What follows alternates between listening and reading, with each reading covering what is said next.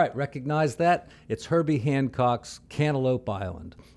And I'm going to include this in my blues series because, in my mind, it is a blues. Now, we haven't really defined exactly what a blues is, and it kind of has two definitions. It can be something that sounds bluesy to most people, or the way musicians generally think of the blues, it follows one of the typical blues forms. And, the most common blues forms are the 12-bar blues and the 8-bar blues. However, if you think of a song like Watermelon Man, that's a 16-bar blues, because it keeps going to the 5 chord and the 4 chord and the 5 chord and the 4 chord and the 5 chord and the 4 chord, and then does the turnaround. I think Cantaloupe Island, it's even a bigger stretch to call this one a blues, but let's call it a blues and have some fun with it. It kind of, I would say it's a 12-bar blues with an introduction that happens every time. So the introduction is just this little figure. And that goes 4 times, and I guess we'd call that 4 bars. And, I got the sheet music down there below. It's hard to play like that accompaniment pattern and the melody at the same time. I haven't worked it out, and, I don't think that's that important if you're playing this song in a band. If you're going to try to play it solo, you got to figure out some way to do that. But the little figure is, and I noticed Herbie does this little thing like that, so that's not really written in the sheet music. And I think sometimes it has an F on top too, like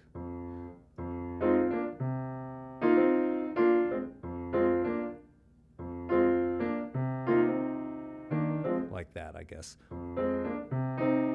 That's the basic figure that's fairly easy to do. You can change it around a little bit to suit the sound that you're trying to get. And the question that I had about this song is how do you improvise on it? And, it poses a few little problems that I think we should take a look at today. So anyway, I'm not going to play too much of the song. I don't want to, get into copyright trouble with Herbie. Wouldn't want him to sue me for $100 million or anything.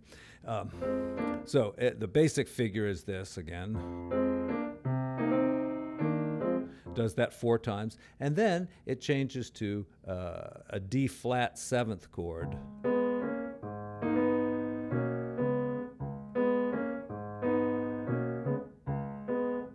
Why is that note dying out there? So let me show you the 2 patterns really slowly, and this takes a little coordination because the rhythms in each hand are not exactly the same.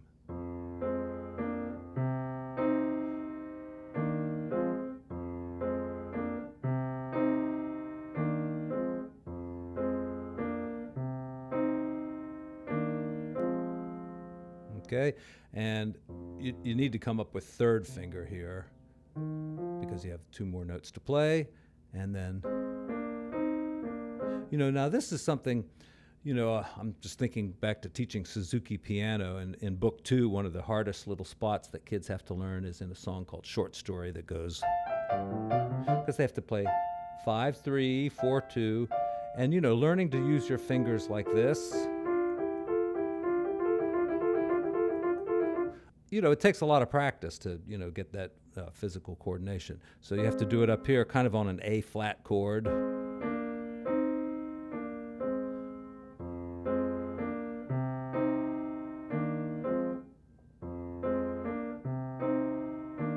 Then it changes to D flat. Here's the bass line. It goes the root, 5th, the flat 7, and the root. And notice the A flat chord is just changed to like an A flat minor, and that gives us, what that gives us is a D flat dominant 7th with a 9th.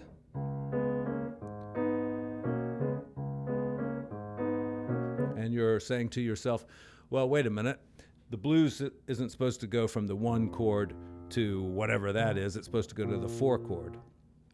Okay, this is a blues that goes to a different chord instead of the 4 chord, but it feels like the blues. And the form is consistent enough. It's just a 12 or a 16-bar form, no matter, depending on which way you want to look at it. I'll probably change my mind about the way this form actually is as I do this. Stick with me here. So we're on the 1 chord. We go 4 measures, do that 4 times. Then we switch to the, I guess this is the flat 6 chord. We do that 4 times, and then we get to this part. Okay, some quartal voicings here. All right, we've got a stack of fourths there, and a nice 5th down here to give it some more stability. All right, and you might think D Dorian is going to work over this pretty well, and yes it is, but the melody is, right? And that note right there is not in D Dorian. And we're going to talk about that when we get into the improv section of this video, and we're going to get there pretty soon. So it does this.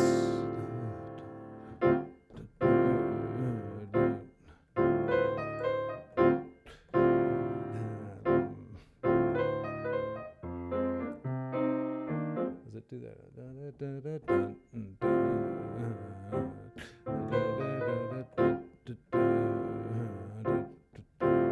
Then back to the...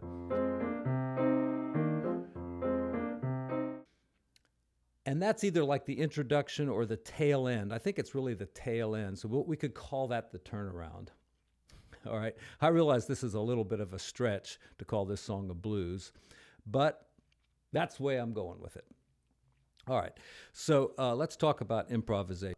If somebody else is taking a solo and you're just comping on the piano, Herbie basically sticks to this pattern. And he doubles the bass line right along with the bass player. Now, when you get to the piano solo, it's a little more challenging. And Herbie tries to keep this going with his left hand, and he's pretty successful at it. He does it pretty often. But, you know, he's soloing, and so he's not going to do it all the time. And sometimes he just does with his left hand like this.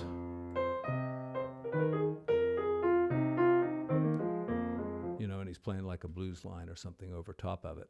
Okay, so, you know, what fits in the improvisational section? It's basically like F minor. It's kind of a minor blues, and you're going to use the blues scale again.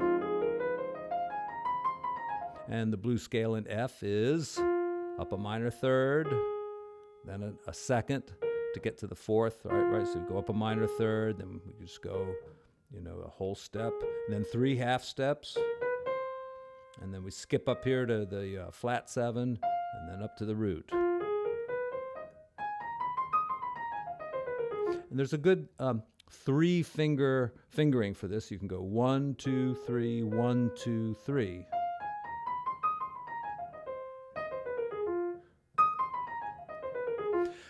Though you can use the kind of the standard blues fingering, 1, 2, 3, 4, and then put your thumb under. All right, and you can actually have different fingerings going up and going down, and depending on what you're doing, you know, if, for instance, like if you're playing around the root note here, you know, you can put your 2 there.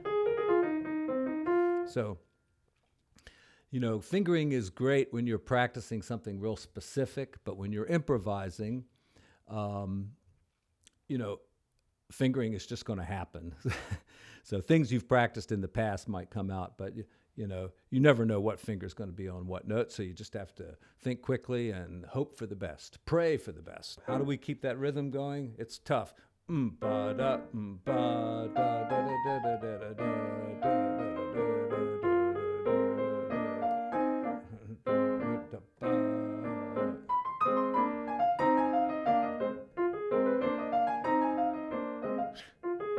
You know,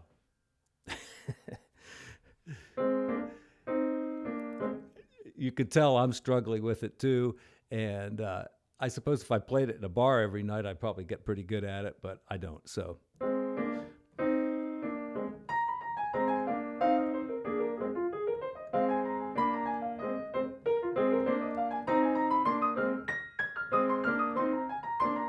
You know, and you know, I'm concentrating so much on my left hand that my right hand is just playing a bunch of random BS, and so it's really not very good. You have to focus on your right hand and play a melody that people can relate to. So, 2, 3, ba-da.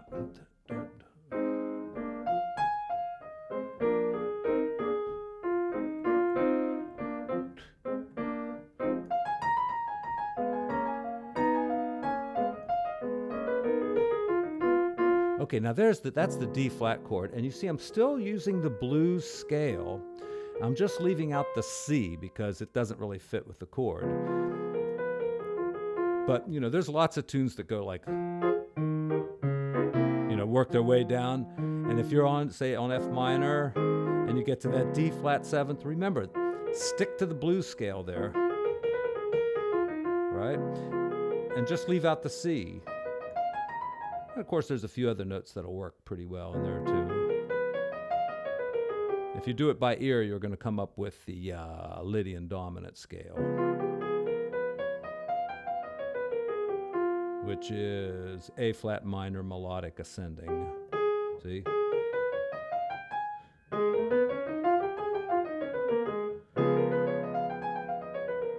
right. But within that is the blues scale, or at least most of it. All right, good little flibberty gibbets you can put in there, right? And then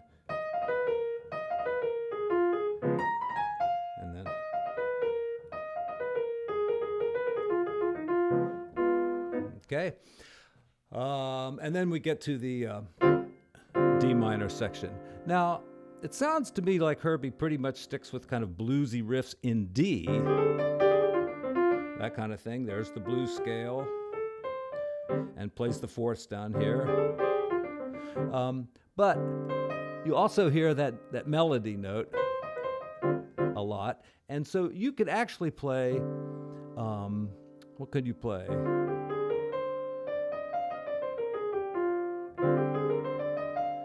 You could play like an F Dorian scale over that, because you see that the F Dorian scale contains those notes, and it's a way to kind of sound outside. Like you could do a little bit on D Dorian,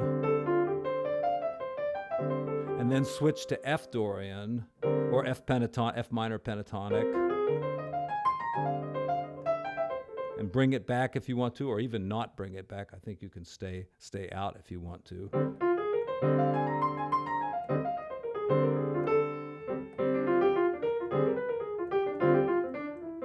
Anyway, just some ideas what you could do possibly there.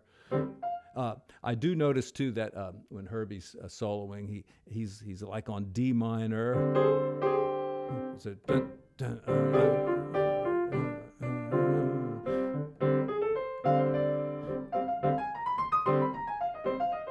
and then he uses the F minor or blues scale to get back into F, and he puts that in while he's still doing the D minor. So, kind of like that to bring the song back in. And later versions of the song have him doing, funkier lines. Stuff like that.